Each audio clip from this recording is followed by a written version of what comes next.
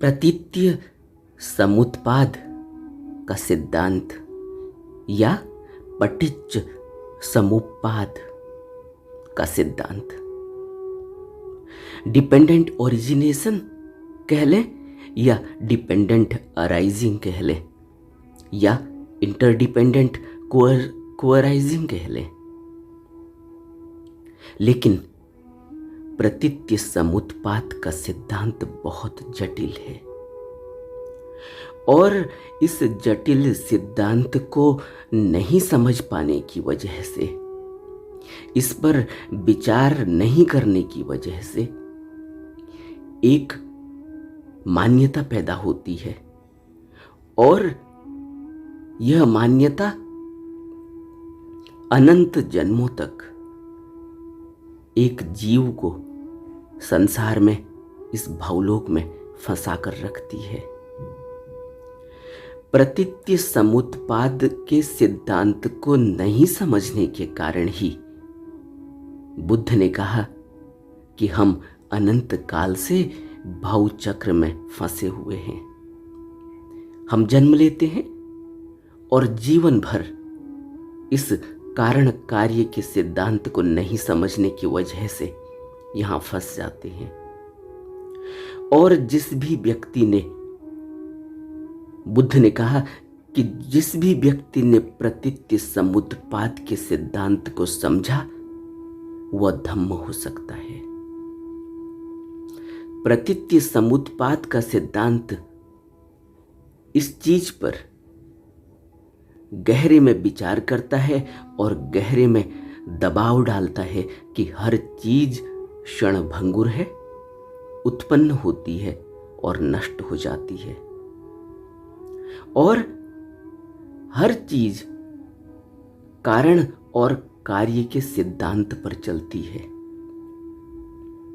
प्रतीत्य समुत्पाद का अर्थ है कारण पर निर्भर रहना। कोई भी कार्य बिना कारण के उत्पन्न ही नहीं होता, इसलिए डिपेंडेंट है। कार्य किसी कारण पर ही निर्भर करता है। अगर हम कोई कर्म करते हैं तो उसके पीछे कोई कारण है। बिना कारण के हम कर्म नहीं करते और कारण के द्वारा ही कार्य की उत्पत्ति होती है। इसका अर्थ है कि कार्य अपने आप में कुछ नहीं।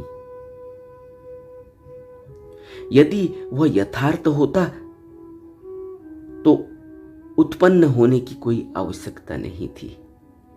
कार्य तो कारण पर डिपेंडेंट है और कारण से कार्य पैदा होता है। एक बच्चा पैदा होता है। बच्चा पैदा होते ही एक स्त्री मां बन जाती है, एक आदमी बाप बन जाता है। मां और बाप बनने के लिए बच्चे का होना जरूरी है। दूसरे शब्दों में कहें, एक छोटी लाइन है। अब यह छोटी लाइन है या बड़ी लाइन है? एक लाइन आपने खींची किसी बोर्ड में, लाइन है, न छोटी है न बड़ी है। अब इस लाइन को छोटा बनाना हो या बड़ा बनाना हो तो क्या करना होगा? इस छोटी और बड़ी को लाने के लिए एक और लाइन खींचनी होगी। यह दूसरी लाइन परिणाम है, कर्म है उस कारण का जो पहली लाइन खींची गई है। वह पहली लाइन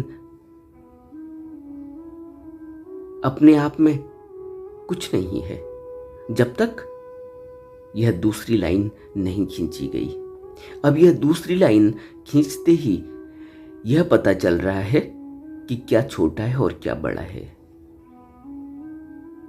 आप देखते हैं जटिलता कितना जटिल सिद्धांत है। इस सिद्धांत को नहीं समझने के कारण हम अनंत जन्मों से यहाँ फंसे हुए हैं, और हम जो कर्म कर रहे हैं वह बहुत ही, जिसको कहते हैं ना, हीनियस क्राइम। क्या है हीनियस क्राइम?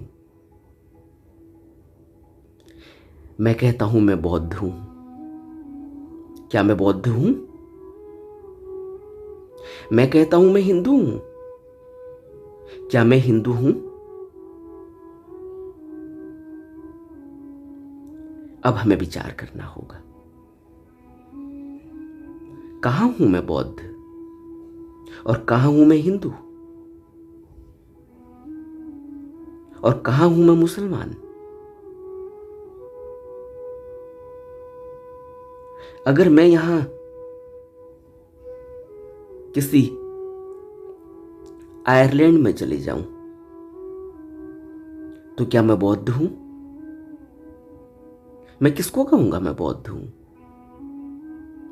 मैं एक लाइन की तरह हूं जिसका मैंने अभी जिक्र किया। अब वहां कोई दूसरा व्यक्ति आएगा, वो कहेगा मैं हिंदू हूं, तो मैं कहूंगा मैं बौद्ध हूं।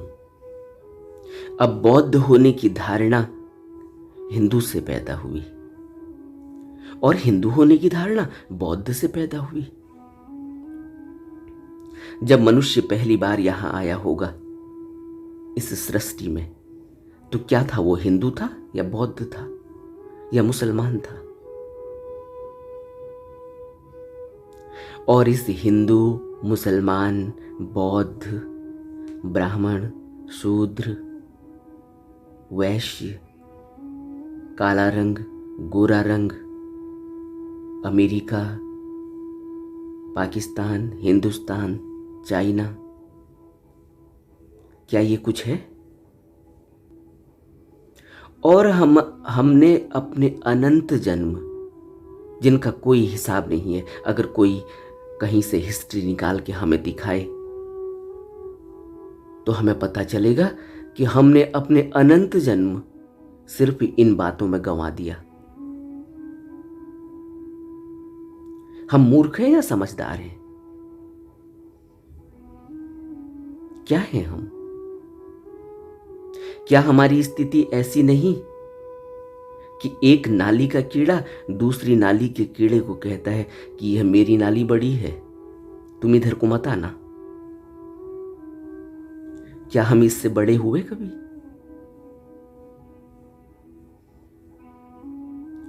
क्या हम विचार कर पाएंगे? और क्या ज्ञान है हमारा? मैं प्रोफेसर बन गया।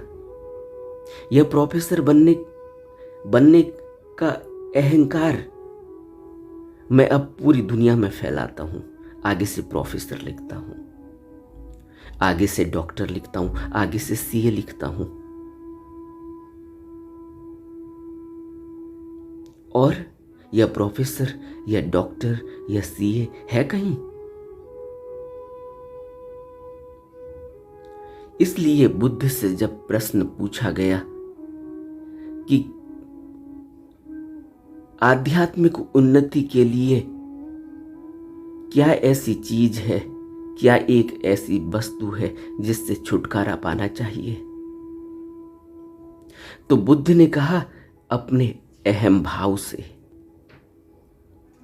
बुद्ध कहते हैं, हे भिक्षुओं, अहम भाव का ऐसा कोई भी स्वरूप मुझे दिखाई नहीं देता जिससे बंधे रहने पर दुख, संताप, व्यथा, पीड़ा और निराशा उत्पन्न न हो।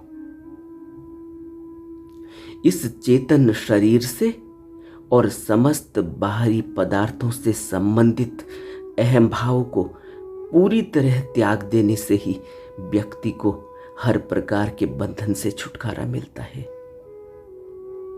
और फिर क्या होता है? अनुपादा विमुक्ति, बंधन रहित पूर्ण मुक्ति प्राप्त होती है। इससे पहले नहीं होती। यानी यह जो मैं का भाव है, यह जो अहम भाव है, यही है जो मैंने बनाकर रखा है और जिसकी वजह से मैं इस दुनिया में गोते खा रहा हूं, धक्के खा रहा हूं, रोज जूते खा रहा हूं और बड़ी खुशी खुशी से खा रहा हूं और प्रोफेसर बनकर खा रहा हूं और सीए बनकर खा रहा हूं और डॉक्टर बनकर खा रहा हूं। सोचो, मां बनकर और बाप बनकर मुझे चोट पड़ रही है, लेकिन उस चोट से मैं खुश हूं। मैं कहता हूं मेरा बच्चा। और यह बच्चा कहां से आया? प्रतीत्य समुत्पात का सिद्धांत क्या कहता है? प्रतीत्य समुत्पात का सिद्धांत कहता है कि कारण से कार्य हुआ। कारण क्या था? एक वासना उठी थी। कारण क्या था? मुझे किसी स्त्री के संपर्क में आना था, मेरी चाह थी। और कारण क्या था? और कारण यह था कि मैं अपनी बातें उसको शेयर करूं। कारण यह था कि मैं उसको छू लूं। कारण यह था कि मैं उससे अपनी वासना को शेयर करूं। और इस कारण का परिणाम दुख, इस कारण का परिणाम यह बच्चा, और इस कारण का परिणाम कि मां शब्द का आविष्कार हुआ, बाप शब्द का आविष्कार हुआ। और मैं अब जब यह बच्चा बड़ा होकर कहता है कि मैं नहीं मानता कि तुम मेरी मां हो, मैं नहीं मानता कि तुम मेरे बाप हो, मैं नहीं मानता, मैं तो अलग रहूंगा तुमसे, मैं तो नहीं मानता, मैं भी शादी करके अलग रहूंगा, मैं नहीं मानता, मैं तुमसे परेशान हो गया हूं, मैं तुम्हारे घर में नहीं रहना चाहता। अब मैं दुखी हूं और अब मैं इस दुख का इल्जाम उस बच्चे पर लगाता हूं कि इसकी वजह से मैं दुखी हूं। अपने आप से पूछो कि मैं दुखी क्यों हूं? मैं दुखी इस बच्चे की वजह से हूं या मैं दुखी प्रतीत्य समुत्पात के सिद्धांत को नहीं समझने की वजह से हूं? मेरी मृत्यु या मेरे को दुख या मेरे को कष्ट, मेरे को पीड़ा सिर्फ इस वजह से हो गई कि मैंने कहा कि मैं हिंदू हूं, मैंने कहा कि दूसरा मुसलमान है, मैंने उससे झगड़ा कर लिया कि मैं बड़ा हिंदू, तू छोटा मुसलमान, और आज मेरा एक हाथ कट गया, वायलेंस हुआ, मारपीट हुई, झगड़ा हुआ, मेरा अब एक हाथ नहीं है। अब मैं कहता हूं किसी हिंदू ने मेरा एक हाथ तोड़ दिया, किसी मुसलमान ने मेरी एक टांग तोड़ दी।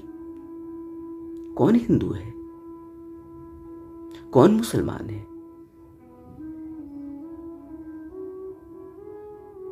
तुम हो कहीं या हम हैं कहीं? कौन है हम? प्रतीत्य समुत्पात का सिद्धांत कहता है कि इस नासमझी की वजह से, इस अहम की वजह से, इस मैं की वजह से हम इस संसार में अनंत जन्मों से गोते खा रहे हैं, फंसे हुए हैं, और ऐसा नहीं है कि मृत्यु के बाद कोई छुटकारा होने वाला है। क्या होगा? तो बुद्ध कहते हैं कि यह मन बार बार पैदा होता है और फिर हम इस भावचक्र में यहीं से शुरुआत करते हैं। और क्या होता है?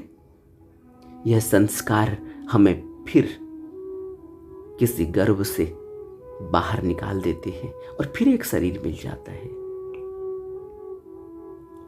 प्रतीत्य समुत्पात का सिद्धांत कहता है कि 12 कड़ियां हैं, जिन कड़ियों की वजह से एक मनुष्य इस संसार में फंसा हुआ है, और अगर इन 12 कारणों को अच्छी तरह से समझ लिया जाए और प्रतीत्य समुत्पाद के सिद्धांत को गहरे में इसका अनुभव किया जाए तो यहां से मुक्ति संभव है। अब समझते हैं कि यह 12 श्रृंखलाएं क्या हैं जो एक दूसरे से जुड़ी हुई हैं।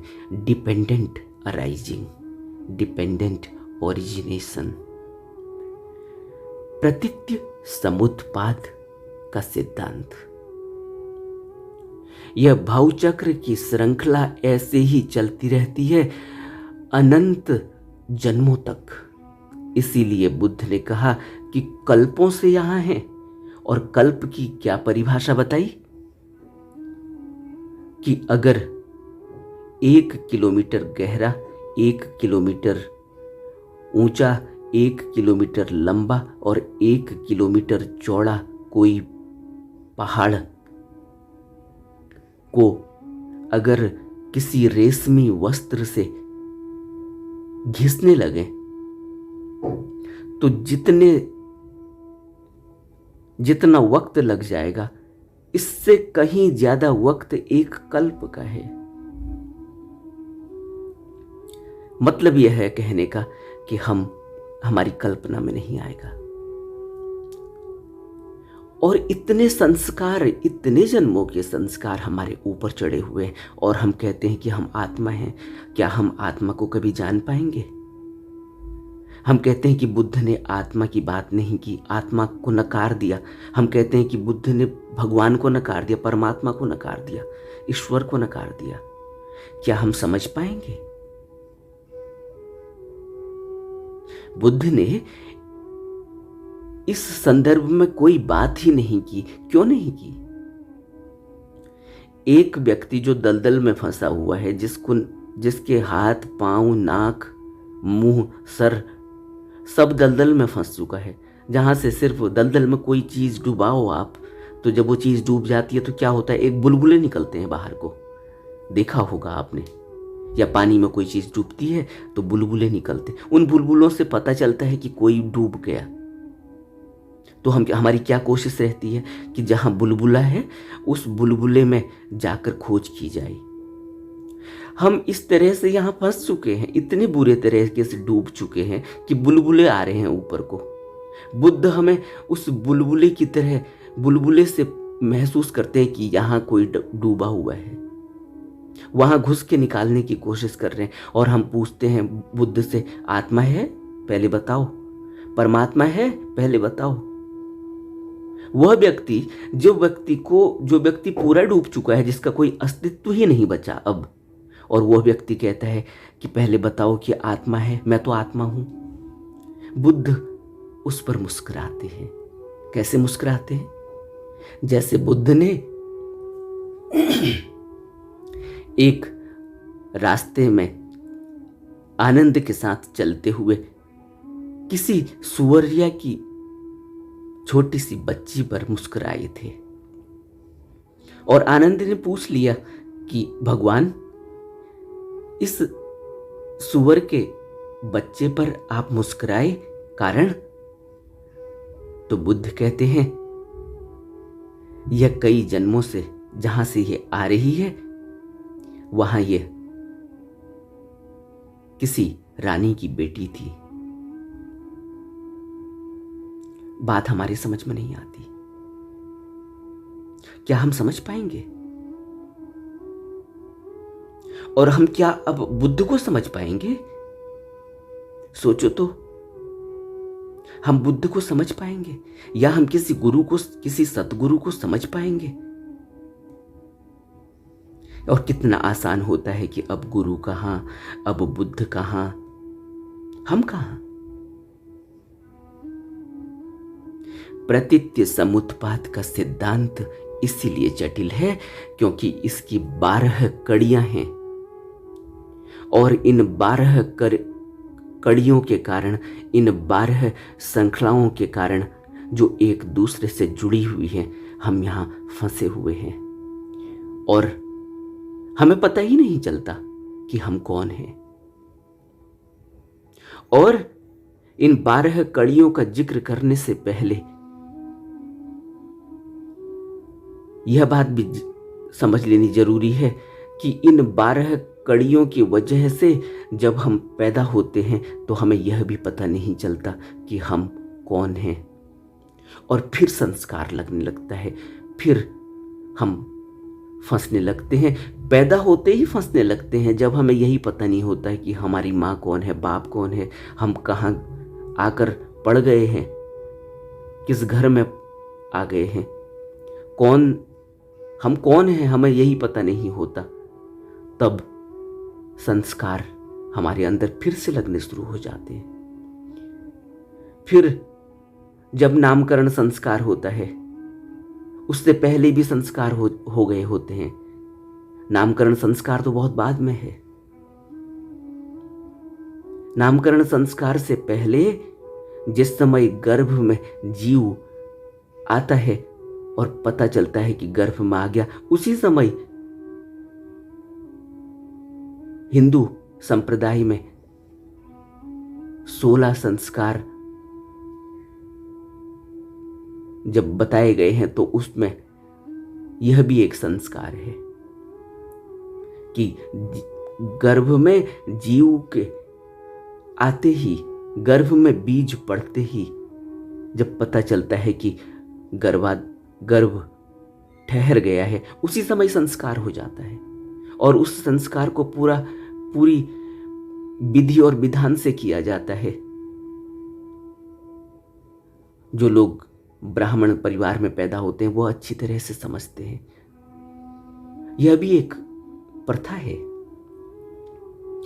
तो यानी कहने का मेरा अर्थ यह है यहां पर कि अभी बीज गर्भ में गिरा है और संस्कार शुरू हो गए। हम इस भवलोक से निकल पाएंगे? जरा सोचो। प्रतीत्य समुत्पात का सिद्धांत 12 कड़ियों से जुड़ा हुआ है, जिसको हम डिपेंडेंट ओरिजिनेशन कहते हैं। और कैसे शुरू होता है और कैसे एक से दूसरा जुड़ता है, इसकी बात करते हैं। पहला अविद्या, जिसको इग्नोरेंस कहते हैं, जिसको अज्ञान कहते हैं। और इसी इग्नोरेंस और इसी अज्ञान और इसी अविद्या से दूसरा जुड़ा है, दूसरा पैदा होता है, वह है संस्कार, रिएक्शन। रिएक्शन होते ही चेतना विज्ञान की उत्पत्ति होती है। जब हम इनको डिटेल में बात करेंगे तो वहां हम बात करेंगे कि चेतना विज्ञान क्या है।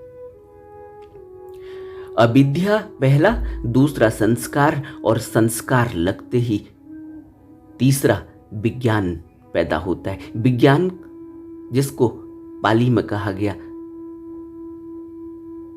उसको कॉन्शियसनेस कहा जाता है। जो विज्ञान शब्द है इसी को कॉन्शियसनेस कहते हैं।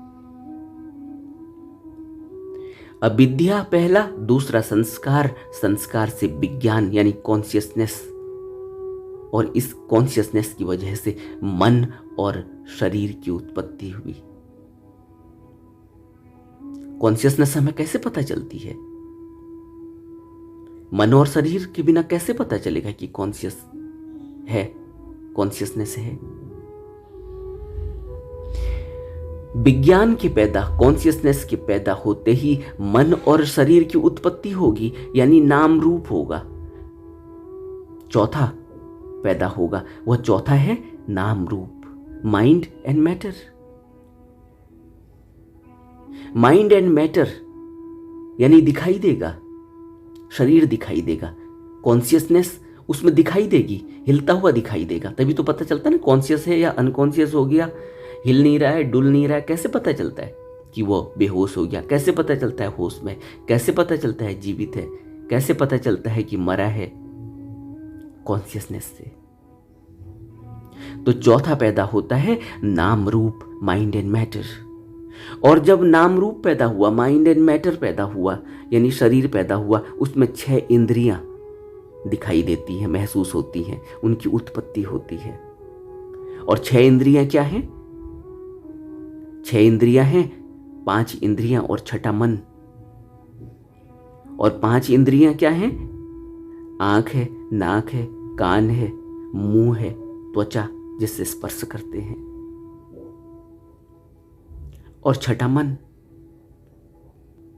जब 6 इंद्रियां पैदा हुई, यानी पहला अविद्या, दूसरा संस्कार, पहला अविद्या इग्नोरेंस, दूसरा संस्कार रिएक्शन, तीसरा विज्ञान कॉन्शियसनेस, चौथा नाम रूप यानी माइंड एंड मैटर, छठा 6 इंद्रियां, चौथा नाम रूप माइंड एंड मैटर, पांचवा 6 इंद्रियां, 6 सेंसेस जिनको हम कहते हैं। और जैसे ही सेंसेस पैदा हुई वैसे ही हमें पता चला स्पर्श, कॉन्टैक्ट।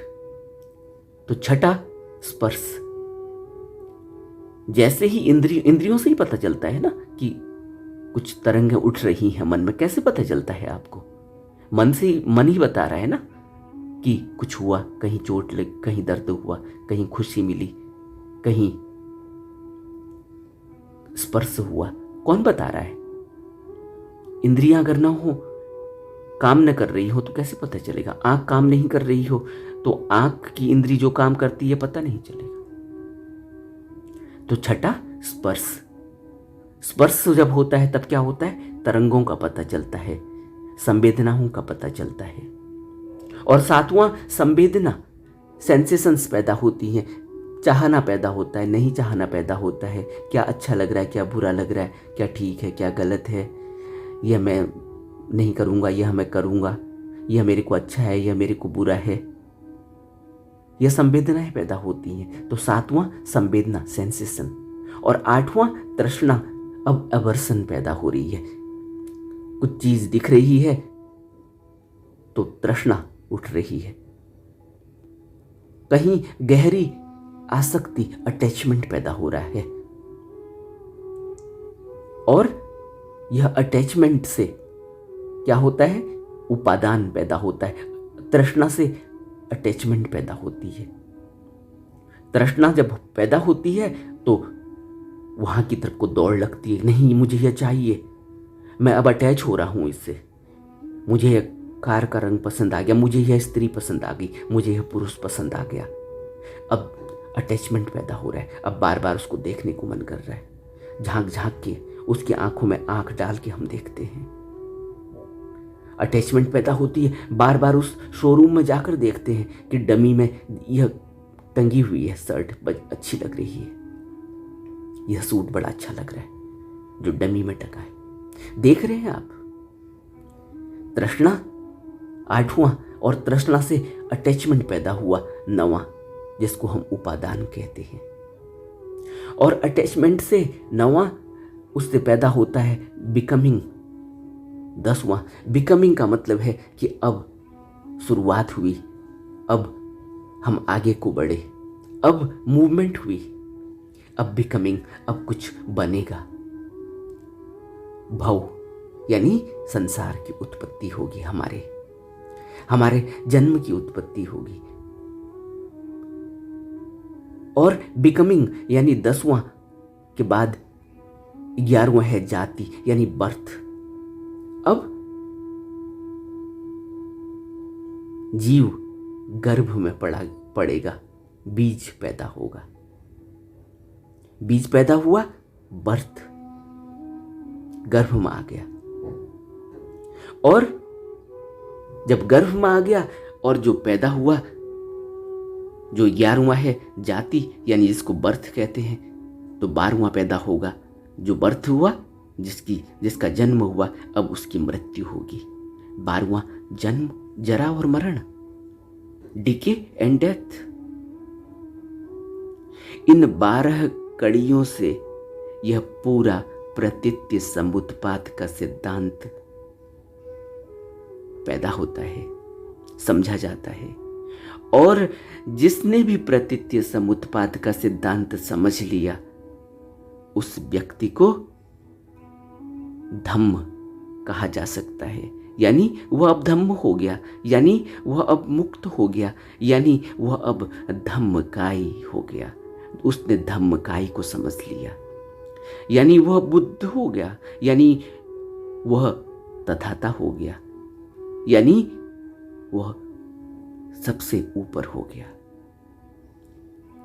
इसीलिए हमने बुद्ध को भगवान कहा। भगवान का क्या अर्थ है? भव, भव से भगवान आया, सारा सब कुछ गिर गया।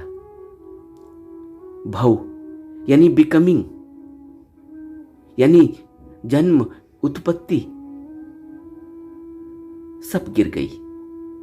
जिसकी जन्म या उत्पत्ति गिर गई वह मुक्त हो गया, वह जन्म और मरण से ऊपर चला गया, उसको हमने भगवान कहा। और यह हम सब में काबिलियत है। और अब आप यह समझ रहे होंगे आज कि मनुष्य जन्म कितना अनमोल है। क्यों बुद्ध ने कहा कि मनुष्य जन्म बहुत ही अनमोल है, इसकी कोई कीमत लगाई नहीं जा सकती।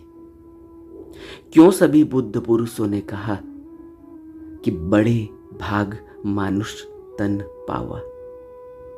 क्यों देवी देवता भी इस शरीर को तरसते हैं, इस मनुष्य जन्म के लिए तरसते हैं, चाह रखते हैं। क्यों?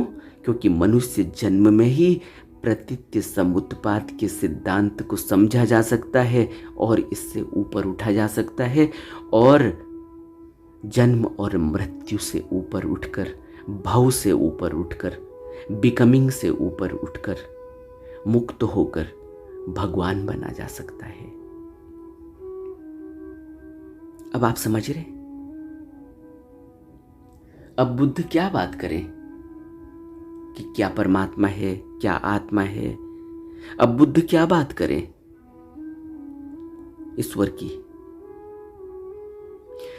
जो जीव, जो मनुष्य जन्मों जन्मों से यहां हिंदू, बौद्ध, मुसलमान, आत्मा, परमात्मा, इच्छा, यह वह, मेरे बच्चे, मेरी बीवी, मेरा घर, मेरा परिवार, मेरा में लगा हुआ है, मैं कह रहा है। यह मैं से संसार बनता है, इसीलिए तो बुद्ध ने कहा। और मैं जैसा कुछ भी नहीं। अभी हमने सुना ना बुद्ध ने क्या कहा। बुद्ध ने क्या कहा? बुद्ध ने कहा कि सिर्फ एक वस्तु से छुटकारा पाया जाना चाहिए अगर आध्यात्मिक उन्नति करनी है। वह क्या है? अहंकार से मुक्ति। अहंकार से मुक्ति चाहिए। और क्या कहा बुद्ध ने आगे? भिक्षुओं, अहम भाव का ऐसा कोई भी स्वरूप मुझे दिखाई नहीं देता जिससे बंधे रहने पर दुख, संताप, व्यथा, पीड़ा और निराशा उत्पन्न न हो। क्यों? क्योंकि इसी मैं से तो पूरे संसार की उत्पत्ति होती है। अब आप समझ रहे हैं? अब आप समझ रहे हैं कि कौन हिंदू है, कौन बौद्ध है, कौन मुसलमान है। अब आप समझ रहे हैं कि कौन ज्ञानी है, कौन अज्ञानी है। अब आप समझ रहे हैं कि कहाँ परमात्मा है, कहाँ ईश्वर है, और क्या हमारी पूजा और पद्धति है। अब आप समझ रहे हैं कि हम क्या कर रहे हैं। हम यहां धक्के खा रहे हैं। हम यहां नाली में कीड़े की तरह नाली में रेंग रहे हैं। आगे जब हम प्रतीत्य समुत्पाद के सिद्धांत की बात करेंगे, आज यह तीसरा भाग था, जब चौथे भाग में बात करेंगे तो अब हम इन 12 श्रृंखलाओं को, 12 कड़ियों को एक एक करके इनमें गहरे में डुबकी लगाएंगे और समझने की कोशिश करेंगे कि इन 12 कड़ियों में हम किस तरह से उलझे हुए हैं, फंसे हुए हैं और मुक्त होया जा सकता है। बुद्ध ने कमिटमेंट दिया है कि मुक्त होया जा सकता है और मनुष्य के अंदर वह ताकत है कि वो मुक्त हो सकता है। इसीलिए बुद्ध ने कहा कि मनुष्य के अंदर ताकत है।